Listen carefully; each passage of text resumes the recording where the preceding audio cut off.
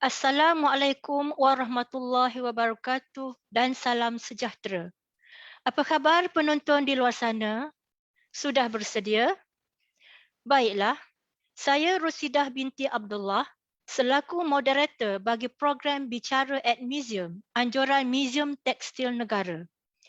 Sebagaimana anda sedia maklum, dalam suasana pandemik COVID-19, kebanyakan program dan aktiviti tidak dapat dilaksanakan secara fizikal.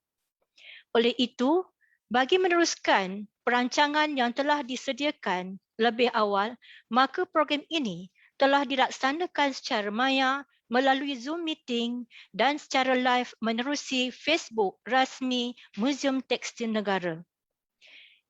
Dimohon sekiranya terdapat sebarang pertanyaan, boleh diajukan menerusi ruangan chat melalui Zoom meeting dan ruangan komen di Facebook MTN yang akan menjawab selepas sesi perkongsian oleh panel penceramah.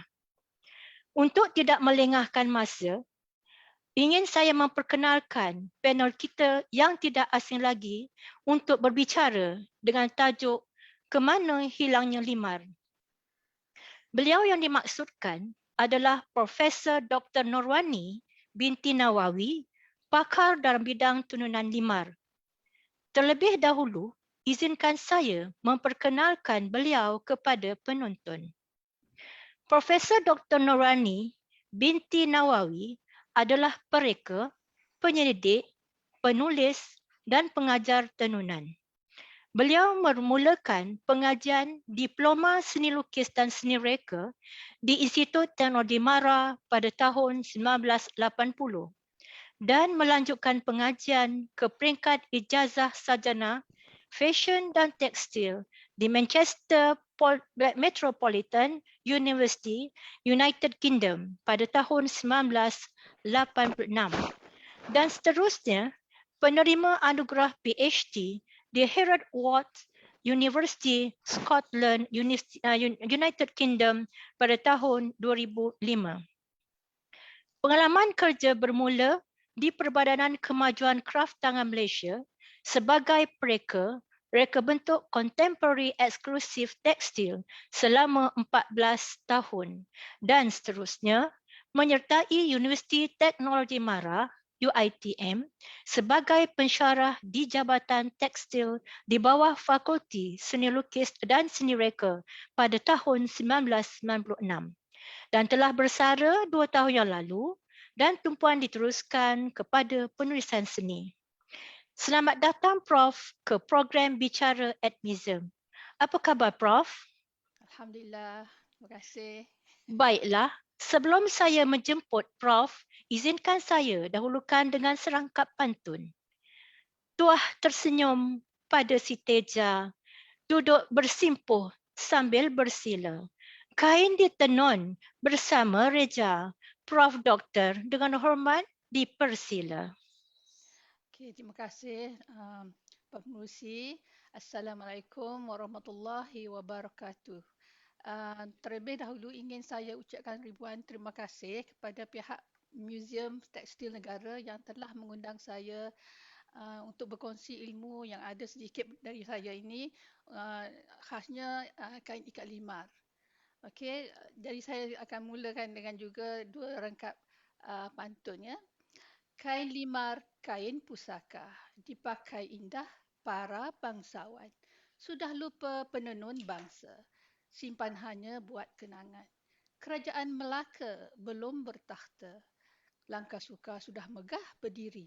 Songkit batik belum tercipta, limar sudah dipakai puteri. Jadi saya mulakan dengan persembahan saya iaitu tajuknya Ke Mana Hilangnya Limar. Sebenarnya uh, limar ni belum hilang lagi. Masih terdapat di museum dan juga ada koleksi orang-orang yang tertentu ya. Jadi dalam syarahan saya ini saya mula dengan pengenalan mengenai kain tenun Melayu dan juga tenunan ikat dari luar negara. Kemudian kain ikat limar dan kegunaannya dan kepupusan kain ikat limar dan juga jenis-jenis kain limar cara membuat kain lima dan juga pengusaha lima yang terkini, ya. Dan juga saya akan terangkan sedikit cara membuat kain ikat pakan secara simple. Akhirnya saya akan beri sedikit produk yang boleh dibuat dengan kain lima. Okey. Sebagai pengenalan, di Malaysia, seni tenunan tradisional telah menghasilkan banyak corak yang indah dan klasik dalam tenunan ikat seperti kain songket, kain ikat losing, kain lima dan banyak lagi, ya. Dan teknik ikat bersifat ini adalah bersifat universal dan boleh didapati di seluruh dunia seperti kain puah di Sarawak, kain geringsing di Bali, kasuri di Jepun dan patola ataupun cindai dari India, ya.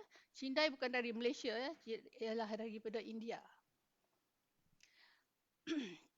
Dan mengenai latar belakang tenunan Melayu ini adalah kain tenun lima dan songket di Malaysia ni adalah kain warisan tradisional yang popular semasa pemerintahan Cik Siti Wang Kembang, seorang ratu yang memerintah Kelantan dari tahun 1610 hingga ke 1677. Tapi di sini kita kain tenun ikat lima ni sebenarnya awal lagi, tapi kita tidak tahu masa dan tahun bila dimulakan. Tapi kita dapat tahu semasa Cik Siti Wang Kembang ni beliau telah memakai kain lima ini. Okey, pada zaman dulu di Pantai Timur, kebanyakan wanita perlu tahu menenun untuk menghasilkan kain kegunaan mereka sendiri dan juga untuk keluarga. Bagi tenunan istana, mereka mempunyai penenung khas yang dijaga untuk membuat pakaian raja-raja. Oleh itu, motif dan corak itu akan ditentukan dan tidak boleh digunakan oleh orang biasa atau orang kebanyakan. Lebih-lebih lagi dalam tenunan itu dimasukkan benang emas, ya, itu benang songket. Tenunan ini ditenun dengan sutera halus dan benang emas asli yang berkualiti. Sesungguhnya tenunan ini adalah kain daripada istana raja, ya. Jadi di sini saya ingin beritahu kegunaan kain ikat lima semasa dahulu ni adalah kain tiga helai kain, iaitu kain selendang ataupun kain panjang ataupun kain punca potong, ya, dan kain kemban dan juga kain sarung. Di sini kelihatan gambar daripada di bahagian kiri ada lelaki yang memakai kain samping dan juga sebagai kain ikat pinggang, ya. Dan perempuan biasanya digunakan sebagai selendang. Dan ada juga digunakan sebagai kain dagang luar. Biasanya kain dagang luar ni diguna oleh orang perempuan di Johor dan juga di Sarawak. Ini adalah kain lima digunakan semasa istiadat lengah perut. Koleksi ini Tengku Ismail. Ini juga koleksi Tengku Ismail, di mana kain sarung lima digunakan semasa berkhatan. Di sini menunjukkan kain lima digunakan sebagai kain selendang. Gadis ini telah memakai baju songket dan selendang kain limar tenggarun. Nanti saya akan beritahu apa dia lima tenggarun tu. Kain lima juga digunakan untuk tarian klasik, ya. Gambar ini dapat daripada Encik Tarawat Ismail Bakti, dan dia memang seorang penari klasik, ya. Gambar ini kelihatan ikat lima dijadikan baju, ya, dan selendang untuk Sultanah Johor dalam tahun 1890. Budaya tenunan lima ni berasal dari Patani ataupun Kelantan Tua. Sebab zaman dahulu Patani adalah sebahagian negeri Kelantan, iaitu Kelantan Tua, di bawah kerajaan Langkah Sukar. Dan kerana terdapat bukti kain lima ni masih ada ditenun di Patani ataupun di Suratani. Dan saya pernah pergi ke sana untuk buat kajian, ya. Di sini kelihatan dua gambar di belah kiri ni daripada Patani dalam pakaian dalam 1920, dan di belah kanan ni adalah pakaian di Kelantan. Ada persamaan, ya, iaitu tiga helai kain, kain sarung, kain kemban dan kain selendang. Di sini dapat kita lihat kain lima dari Kelantan dan juga daripada Patani. Kain lima ni collection daripada Tengku Yusonia, dan bahagian kanan ni kita tengok kain daripada Patani. Dia tak panggil kain lima, dia ada yang panggil kain lima dan ada juga dipanggil dengan kain cuatani. Di sini kami pergi melihat di Patani di mana pengusaha ikat pakan. Saya di sini saya pergi tengok desain dia tidak seperti kain lima, tapi lebih kepada motif-motif Siam, ya. Tapi mereka membuat kain ikat pakan. Di sini kita pergi juga ke Suratani melihat orang Melayu juga di sana membuat kain lima dan juga kain songket. Dan inilah yang tinggal, ada 2 orang saja, adik dan kakak yang masih menenun lagi. Di sini kami pergi ke Khon Kien. Khon Kien ni di utara Thailand, di mana dia orang buat kain ikat pakan dinamakan kain mat mi. Ya, ini daripada Kemboja, kain ikat pakan dari Kemboja. Dan cara-cara ikatan ni seperti juga kain di Patani. Ini kain daripada Palembang. Kain ikat lima Palembang, dia panggil kain songket. Kain songket Palembang. Dan dibuat juga, dia tak ikat ya di sini, di Palembang ni dah kira dia dah moden dan dia terus masukkan pewarna kepada benang pakan, ya. Ini cara dia menenun menggunakan alat tenun gedongan.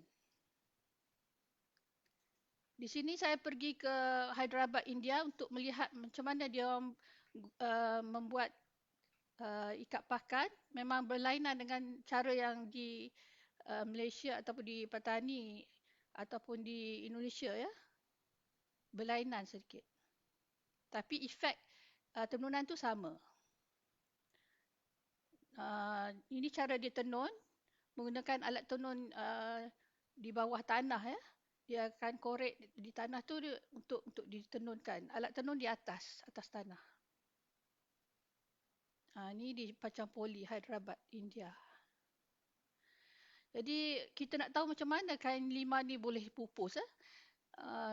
Saya dapati masa buat kajian ni, dikatakan pada Perang Dunia Kedua 1945 telah menyebabkan penurunan industri tenun tempatan dan penenun terpaksa menghentikan atau mengurangkan perdagangan mereka kerana bahan benang susra atau benang kapas tu harganya tinggi dan juga sukar untuk mendapatnya. Di samping itu, beberapa penenun yang mengetahui teknik ikat ini telah meninggal dunia dan sebilangan kecilnya tidak mahu mengajar penenun lain kerana dianggap sebagai rahsia keluarga, ya.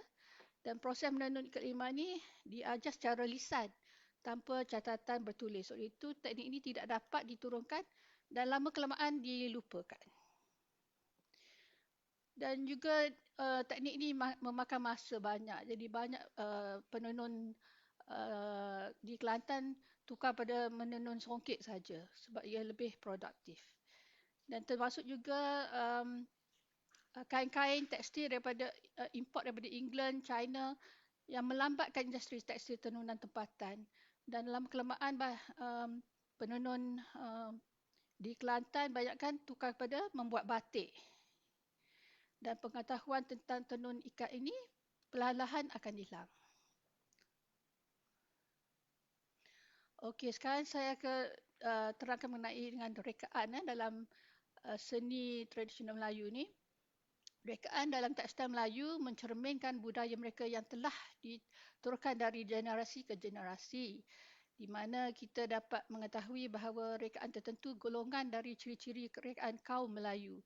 Contohnya gabungan warna dan motif yang berkaitan dengan alam Melayu. Motif-motif seperti tampuk manggis, tampuk semak, bunga lawang, bunga cengkeh khasnya adalah lingkungan bagi hidupan orang Melayu. Digunakan pada harian mereka. Okey, apa dia itu kain limar ya? Jadi di sini kalau kita nak dapat tahu ialah kain limar ni adalah kain ikat pakan yang ditenun mengikut warna, corak dan motif tradisional. Mungkin tuan-tuan tak tahu apa dia kain apa ni ikat pakan ya. Apa itu pakan? Nanti saya akan beritahu. Kain limar mempunyai beberapa jenis ya dan corak. Oleh itu jika motif dan corak itu moden ataupun contemporary, kita boleh panggil sebagai kain ikat pakan dan bukan kain limar. Ini untuk pengetahuan umum bahawasanya uh, memula semasa saya buat kajian pakan ikat pakan ni, orang-orang inilah yang menolong saya, iaitu Puan Halimatun Syukur dan dibantu oleh Cikgu Tenun Rayah dan juga Saripah Nazirah pada tahun 1990-an di Kraftangan Malaysia. Saya dapat idea untuk meneruskan kain ikat pakan ni ataupun kain limar setelah saya dapat idea dari semasa pergi ke Chiang Mai, melihat dia orang menenun kain matmi ya. Jadi untuk mengetahui tentang struktur kain limar ni, dia ada dua, iaitu struktur kain limar lepas ataupun dipanggilkan kain selendang ataupun kain punca potong. Sebab kain punca tu, punca potong ni, bahagian punca tu dipotong dan tidak dicantumkan sebagai kain sarung. Kalau kain sarung ni dia ada ciri-cirinya, ada kepala kain, badan kain dan kaki kain. Manakala kalau kain limar lepas ni dia ada bahagian punca, punca kain, badan kain dan tepi kain. Okey, jadi kalau kita nak tahukan apa dia itu benang pakan, kita perlu tahu juga benang loseng. Benang loseng adalah benang yang berada di dalam K Melayu berdepan dengan penenun, dan benang pakan adalah benang yang dimasuk ke dalam benang loseng untuk ditenun. Kalau kita lihat rajah di bahagian kanan ni, ada bahagian ikat ya. Bahagian ikat tu yang putih, dan benang pakan ni bila ditenun akan dijadikan bunga yang motif yang kita tentukan. Di sini adalah bunga cengkeh ya. Okey, cara membuat kain ikat limar, saya akan beritahu cara dia dengan slide ya. Di sini kita untuk membuat ikat pakan ni, yang penting adalah pemidang dia. Pemidang benang pakan. Di sinilah kita tentukan berapa lot yang kita nak buat untuk design. Okey. Di sini saya gunakan kain kertas geraf untuk mengeluarkan daripada design yang lama ni, kain limar lama, dan dimasukkan dalam kertas geraf supaya senang kita nak ikat benang dan warna yang mana kita nak tentukan. Kebiasaannya motif-motif yang di dalam kain limar ni kebanyakan banyak motif buah kesemak dan juga buah tampuk manggis. Ini saya cuba buat sampel untuk ikat limar, kain ikat limar. Di sini motif ni saya ikat mengikut motif jilimprang ataupun motif bunga sebakul yang biasa orang Melayu dahulu memang minat, popular lah design ni. Mulanya kita akan ikat benang pakan tu mengikut design. Kemudian dibuka semula dan dimasukkan warna yang tertentu yang kita tentukan, dan kemudian dikeluarkan dan menjadi peleting. Di sini nampak peleting dan boleh ditenun dan mengikut corak yang diberi. Ini juga satu sampel daripada ikat pakan dan juga bila ditenun. Jadi kita boleh lihat design tu setelah tenun. Ini pun sama, benang ikat pakan tu dalam peleting ni akan ditenun mengikut design.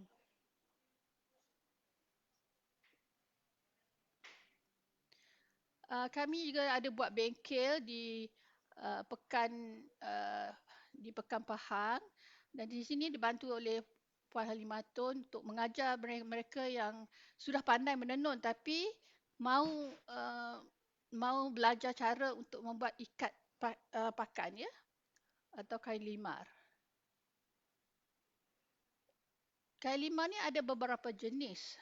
Pada mulanya semasa saya buat kajian ni, saya ada 4 je jenis. Tapi setelah lama kelamaan dapat juga lihat lima-lima yang lain, iaitu seperti kain limar biasa, kain limar bersongket, kain limar tenggarun, kain limar bersurat, kain limar telepuk, kain limar ikat loseng, kain limar pelangi dan kain limar bersulam. Mungkin ada lagi kain limar yang lain tapi saya belum dapat lagi. Ini yang saya buat kajian dan dapat 8 saja.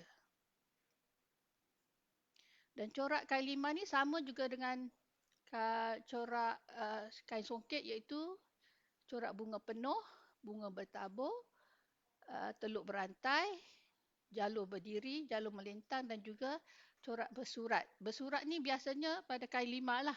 Kalau kain songket jarang ada kain corak bersurat. Di sini kita dapat lihat ini kain limar biasa sebab dia tiada songket di atasnya. Jadi kita panggil kain songket limar biasa tapi corak dia corak penuh dan teluk berantai. Di sini kain limar biasa, ya, corak tapak catur. Ini pun sama, kain limar lepas ataupun kain punca potong.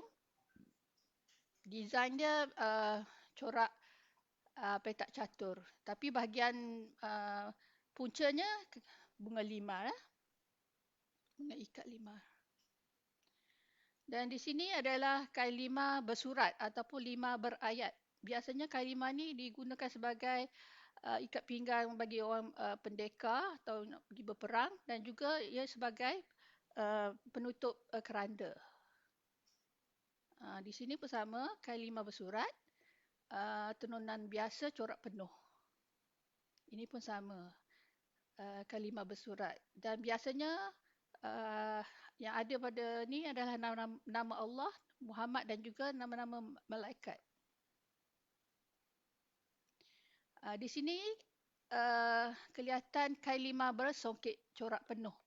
Di sini kita dapat lihat, ya, bahagian latar belakang tu kain dia ikat limar dan bahagian songketnya ada lagi motif lain. Ini sangat cantik, ya. Untuk membuat pun memang susah. Penun kena pernah teliti bila menenunnya. Di sini motifnya bunga tampuk manggis, bunga tampuk kecupu dan buah tamar. Dan tepi kain bermotifkan pagar istana dan awan larak berjuang. Kalau untuk teknik songket, benang emas kenalah ada membuat colik, ya, mencolik bunga sebagai songket. Dan kain limar tu teknik ikat lah. Ini pun sama, kain sarung limar corak penuh teluk berantai. Ini pun kain sarung limar bersongket corak penuh. Di sini nampak bahagian songket ni ada pucuk rebung lawi ayam dan bunga hati-hati. Kemudian di bahagian tenunan ikat limar ni ada bunga pecampat dan sebagainya. Ini kain selendang limar telepuk, ya. Sangat menarik di sini kerana dia ada 2 teknik juga di sini. Tiada songket tetapi ada telepuk. Cara membuat telepuk ni pun cara dia macam ni. Kita perlu ada sarang telepuk, iaitu bunga yang kita nak jadikan, dan kena ada Arabic gum, dan juga cara ni sangat rumit. Ini juga kain sarung limar telepuk. Ini ada di koleksi di Museum Tekstil Negara. Ini kain selendang 5 corak jalur berdiri, koleksi Jong An. Dan ini dipanggilkan motif di bahagian badan dia, bunga sawa rantai keronsang, pucuk rebur kayuhan, pagar istana dan unduk-unduk laut gigi U. Ini selendang 5 ikat loseng. Di sini tidak banyak ya saya jumpa koleksi ini daripada Museum Seni Islam. Di bahagian badan kain tu dia digunakan ikat loseng dan bahagian puncanya ikat pakan. Ini ikat 5 corak bunga penuh dan bunga ni dipanggil bunga sebakau ataupun jilimprang yang biasa ditenun oleh orang Melayu kita yang memang suka pada motif ini pada zaman dahulu. Ini adalah selendang 5 telepuk lagi, koleksi Jong An. Memang koleksi Jong An ni banyak yang cantik-cantik ya, beliau dapat. Di sini pun sama, kain 5 corak petak catur. Di sini pun kalau nak kirakan sangat rumit membuatnya sebab di bahagian kepala kain ni kosong dan di bahagian badan kain ni ada corak petak catur ya. Ini tanjak iaitu kain 5 bersongket, bunga bertabur. Ini tanjak juga 5 bersongket, corak bunga penuh. Yang ini kain 5 pelangi. Kain pelangi ni ada 2 teknik iaitu di bahagian puncanya ikat 5 tetapi bahagian badannya diikat celup ya seperti macam ni. Kena penenun setelah tenun dia akan membuat jahitan dan ikat dan dicelupkan warna. Ini kain selendang 5 tenggarun. 5 tenggarun ni sangat cantik ya bila dilihat sebab dia punya warna pun cantik dan dia menggunakan corak jalur berdiri. Dan bahagian badan dia bercorak jalur dan hiasi dengan bunga songket, bunga keronsang. Biasanya bunga keronsang. Dan bahagian punca adalah kain tenun songket ya. Ini adalah koleksi John Chia. Ini kain sarung 5 tenggarun. Ini koleksi daripada Museum Pekan Pahang. Ini pun kain 5 tenggarun. Di sini kain 5 bersulam. Di mana sulamannya di bahagian punca kain dan tepi kain. Dan bahagian tengah badan kain tu ikat 5 ya. Ini koleksi Jong An juga. Ini bahagian boleh lihat detail dia. Macam mana tenunan ikat dan juga sulaman. Untuk pengetahuan tuan-tuan, sekarang ni kita ada pengusaha 5 ya. Iaitu Tuan Haji Wan Manang. Jadi telah mengeluarkan turunan 5 ni dari 2010 lagi. Dan sekarang ni masih membuat dan memang cantik-cantik tenunan dia. Ni adalah koleksi dia. Dia juga gunakan motif bunga sebakul ni yang jilid perang dengan motif pucuk rebung songket. Jadi di sini kita panggil kain 5 bersongket. Ini lagi koleksinya. Ini koleksi Puan Zainab Mamat ya, tokoh kraf negara pada tahun 2012. Beliau memang seorang yang penenun kain 5 yang mahir ya, dan desain yang digunakan sangat halus dan tradisional. Ini pun tenunan beliau. Okey. Jadi di sini saya nak paparkan pelajar daripada IKN ya. IKN ni memang saya dan Halimatun telah pun buat modul untuk diajar pada IKN supaya pelajar akhir yang boleh menenun kain limar ataupun kain ikat pakan. Ini hasilnya sangat menarik dan tenunan pun halus. Ini pun kain, kalau kita lihat daripada motifnya, kalau contemporary kita panggil kain ikat pakan. Kalau kain limar, kita kena ada corak itu bermotifkan tradisional dan juga susunan. Di UiTM saya cuba juga memperkenalkan tenun ikat pakan sebab di sana pelajar belum tahu lagi apa itu ikat pakan. Saya mula dengan cara yang lebih senang menggunakan frame loom. Pada mulanya saya akan ceritakan apa dia kain limar dan mula dengan cara frame loom ni dengan cara senang ya untuk ditenun. Dan sesiapa yang nak belajar bolehlah belajar dengan saya. Ini cara menyediakan benang losing di atas benang di frame loom dan juga ada dua frame, satu frame lagi tu untuk disiapkan benang pakan dan diikat dan celup. Cuma gunakan satu warna saja.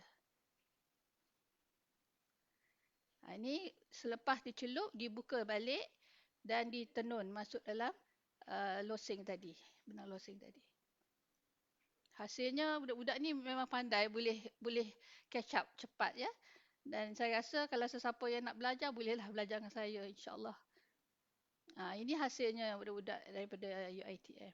Kecil tapi ini untuk faham cara-cara untuk membuat kain ikat pakan. Okey, kalau siapa yang nak tahu tentang lebih banyak lagi, bolehlah beli buku kain limar The Ancient Malay Textile ya. Murah saja, harganya 69. Boleh didapati di Dewan Bahasa ataupun di Shopee atau di Lazada. Ini saya nak beritahu bahawasanya kain ikat pakan ni boleh dijual pada penenun. Jadi orang yang membuat ikat pakan ni tak perlu tahu tenun, tapi boleh jual kepada orang yang menenun. Di sini kebanyakan di Thailand dia ada jual benang pakan saja dan ada rekaan di situ juga supaya siapa yang pembeli boleh lihatlah design. Di sini semasa saya pergi ke Thailand, belakang saya tu ada ikat pakan yang dijual. Dan kita boleh lihat dia punya design kalau kita nak beli. Saya syorkan agar dapat di Malaysia ni dapat buat sebegini dan boleh majukan perusahaan ikat limar ni. Ini daripada produk daripada Thailand yang hasil daripada kain matmi dia. Mereka boleh gunakan warna yang terkini tapi design tradisional. Sama dengan kain ikat limar kita ni, kita boleh gunakan juga motif-motif kain limar untuk dijadikan produk-produk tersebut. Okey, kesimpulannya untuk pembentang paper ni, saya rasa orang Melayu kita ni harus berbangga dengan kain limar bersongkit yang telah dihasilkan oleh penenun Melayu yang terdahulu. Dan kain limar ini memang rumit dibuat, tetapi jika diusahakan secara sistematik tidak mustahil untuk menghasilkannya semula. Dengan alat tenun tradisional yang simple, mereka dapat menghasilkan kain yang begitu indah yang merupakan sumbangan yang berharga kepada warisan budaya negara. Di samping itu, ilmu ini dapat mengajar kita untuk bersabar, meneliti dan menghayati erti reka corak yang telah dipersembahkan dalam bentuk fabrik. Dan dalam kain limar bersongkit ini, banyak yang perlu kita teliti kerana pengetahuan ini harus mendidik generasi muda untuk mencintai warisan mereka. Dan kain ikat pakan ataupun kain limar ni dapat memberi peluang pekerjaan sampingan bagi orang yang mahu menjadikan perusahaan. Ia adalah satu peluang yang besar untuk memahami teknik pengeluaran kain limar dan menghargai fabrik tradisional serta mencari jalan untuk mengekalkan penggunaan ikat limar pada masa yang akan datang. Jadi untuk akhirnya saya ada buat muzik untuk kain limar, kain pusaka dan dibuat oleh adik saya sendiri arwah Johan Nawawi, dan lirik saya dengan suami saya buat, dan penyanyinya lah Nora, dan video ni adalah hasil daripada UiTM Gesture. Terimalah.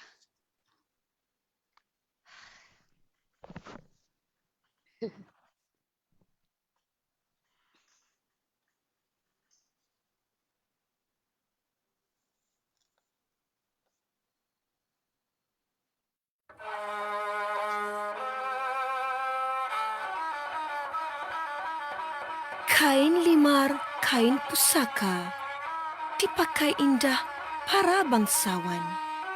Sudah lupa penenun bangsa, simpan hanya buat kenangan. Kerajaan Melaka belum bertakhta, langkah suka sudah megah berdiri. Songket batik belum tercipta, limar sudah dipakai putri. Teknik ikat berbunga cuai, beza dengan tenunan songket. Gabungan keduanya amat sesuai. Lahirlah kain limar bersongket. Limar bersongket kemuncak ciptaan, hasilan indah seni warisan.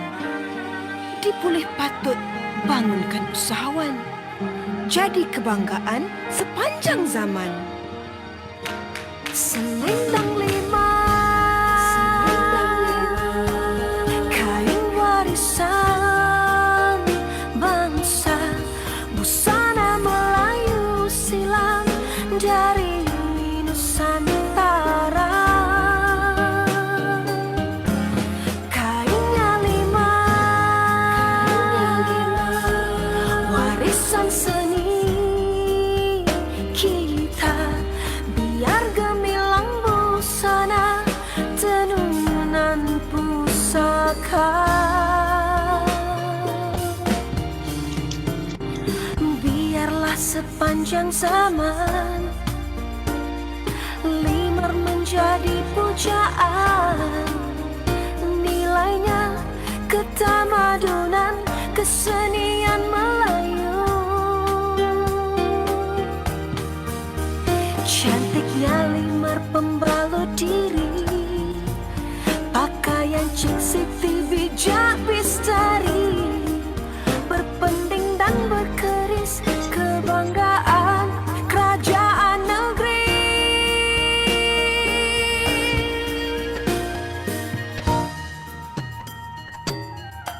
Selendang limar, kain warisan bangsa, busana Melayu silam dari Nusantara. Kainnya limar, warisan seni kita, biar gemilang busana tenunan pusaka. Biarlah sepanjang zaman limar menjadi pujaan, nilainya ketamadunan kesenian Melayu. Cantiknya limar pembalut diri, pakaian Cik Siti bijak bistari, berpending dan berkeris kebanggaan kerajaan negeri.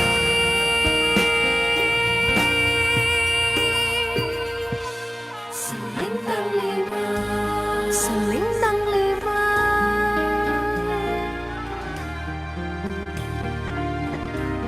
busana Melayu silam dari Nusantara.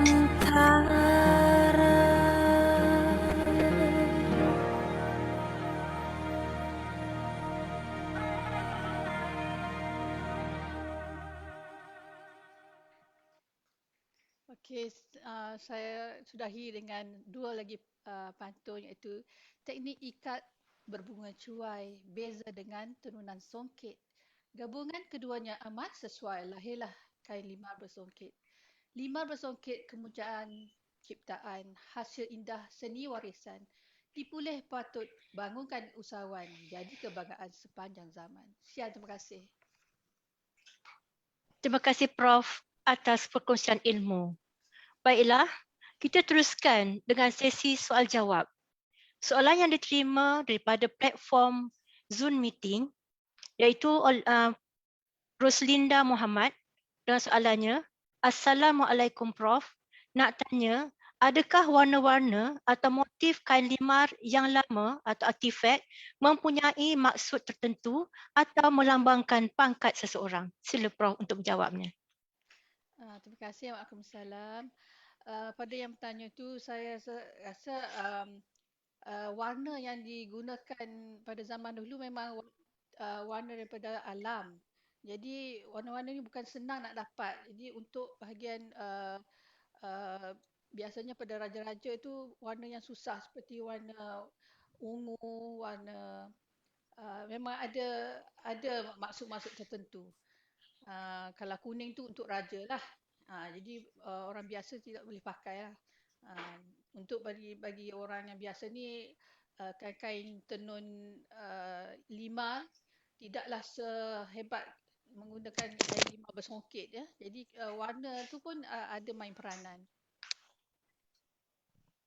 Okey, untuk soalan yang kedua oleh Puan Nurul Ain, soalannya, berapa lama Prof ambil masa untuk faham dan mahir dalam perbuatan limar ini? Oh, okey. Sebenarnya saya mula daripada saya bekerja di Kraft Tangan Malaysia. Bila saya nak buat belajar kain limar ni, saya kena tahu bagaimana nak buat ikat pakan. Jadi saya dapat pengetahuan ni bila saya pergi ke Chiang Mai dan saya lihat cara-cara mereka membuat kain limar. Bukan kain limar tapi kain makmi. Di situ saya fikir dengan cara begini kita boleh juga buat kain limar. Cuma teknik ikat ni kita belajar dan juga kita tahu macam mana motif-motif kain limar tradisional. Di situlah saya dapat ilmu tu, saya cuba praktis daripada saya tahun 1987 lagi.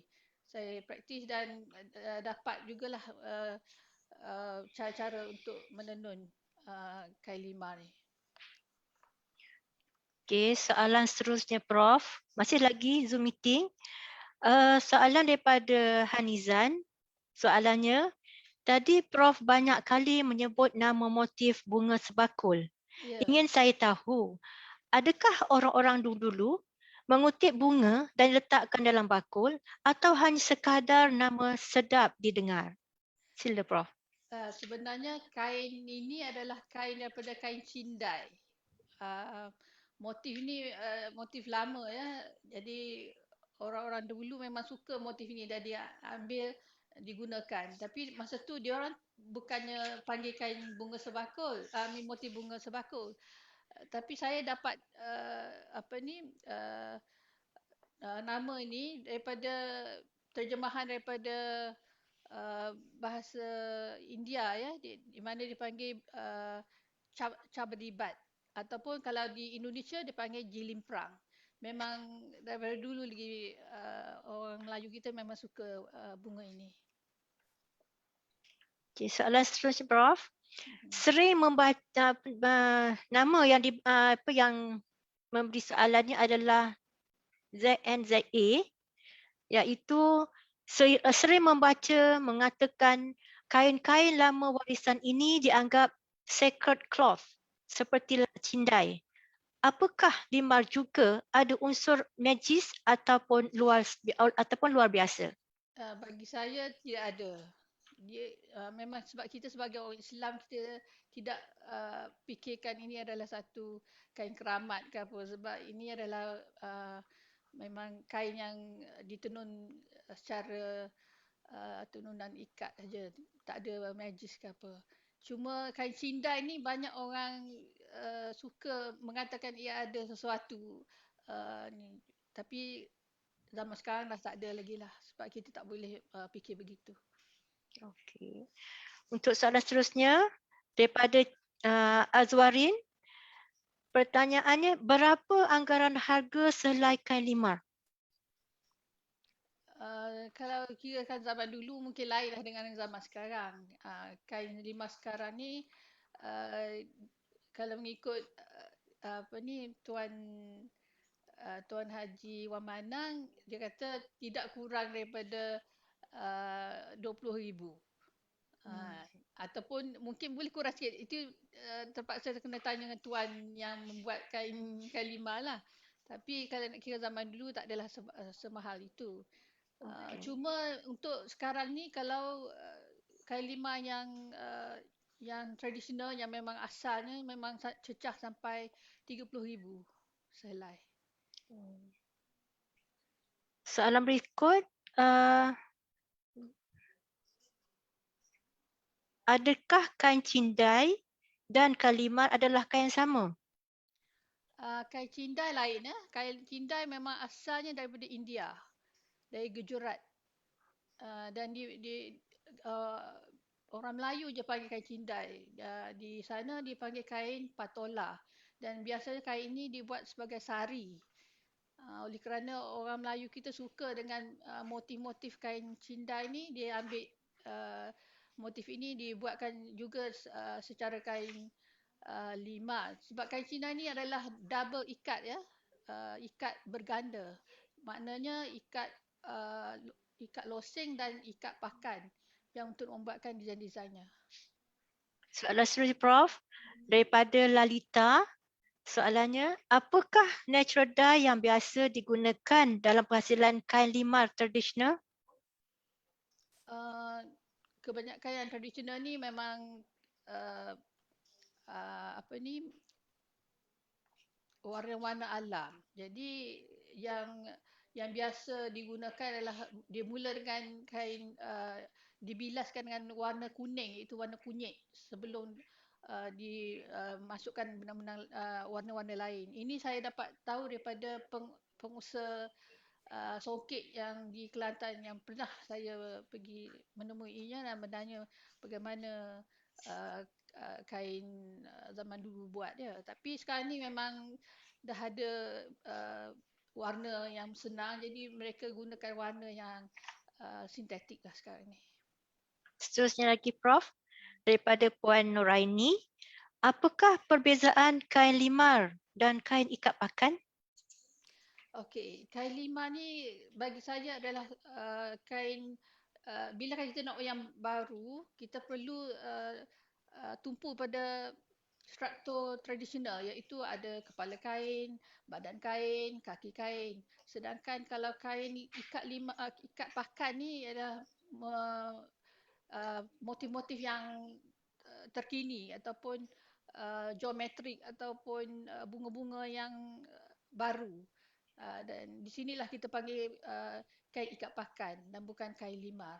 Kain limar ni mesti ada warna tertentu, susunan tertentu yang berunsur tradisional. Soalan berikut, Prof. Daripada Muhammad Azwan, Prof, apakah peranan Muzium Tekstil Negara untuk mengekalkan khazanah limar ini? Bagi saya, muzium telah buat peranan dia untuk mengadakan pameran, ada juga tunjuk cara-cara untuk membuat kain limar. Yang pentingnya orang yang datang untuk melihat tu perlu banyakkan expose pada anak-anak muda. Dan peranan muzium ni memang telah banyak dah membuat pameran. Dan saya rasa Muzium Tekstil Negara telah banyak membuat ini. Silalah dah pergi ke muzium. Okay, soalan daripada Facebook rasmi Muzium Tekstil Negara. daripada Razai Muhammad. Soalannya, berkaitan dengan warna pada kain limar yang dihasilkan secara tradisi, apakah bahan alami yang digunakan dalam proses pewarnaan kain limar? Mengenai dengan bahan-bahan ni saya kurang arif. Saya rasa eloklah nak tahu tentang kegunaan pewarnaan yang menggunakan alam ni, boleh bincang ataupun boleh tahu di Kraftangan Malaysia.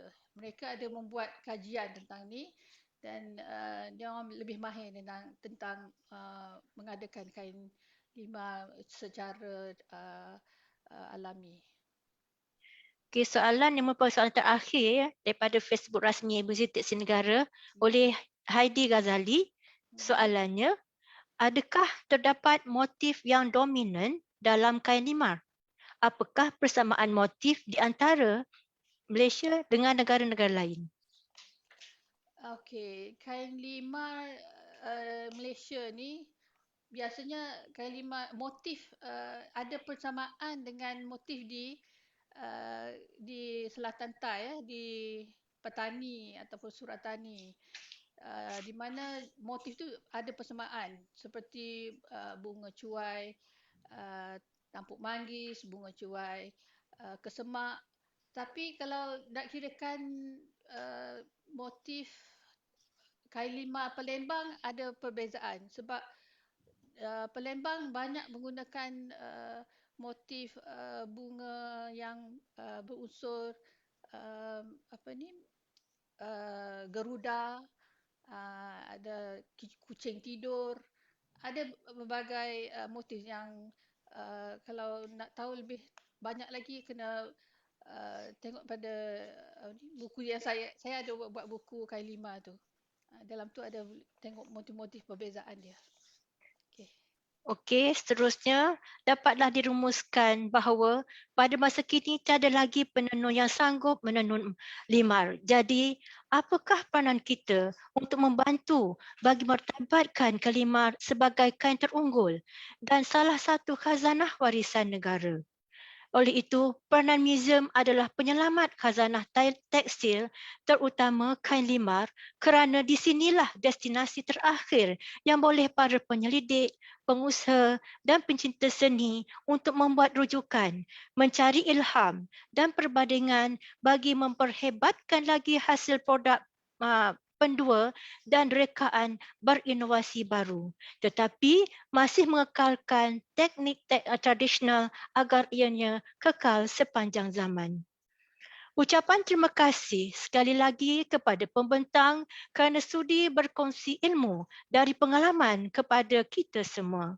Terima kasih juga kepada penonton yang hadir bersama secara maya bagi program ini. Untuk pengetahuan lanjut, mengenai program-program MTM ataupun Muzium Tekstil Negara, bolehlah penonton melayari laman sesawang Jabatan Muzium Malaysia dan media sosial rasmi Muzium Tekstil Negara. Sebelum melabuhkan tirai, sangkap pantun dari saya. Bunga seroja di atas para, jatuh ditimpa buah berangan. Andai kata tersilap bicara, kemaaf jua kami pohonkan. Oleh itu, sekian terima kasih. Wassalamualaikum warahmatullahi wabarakatuh.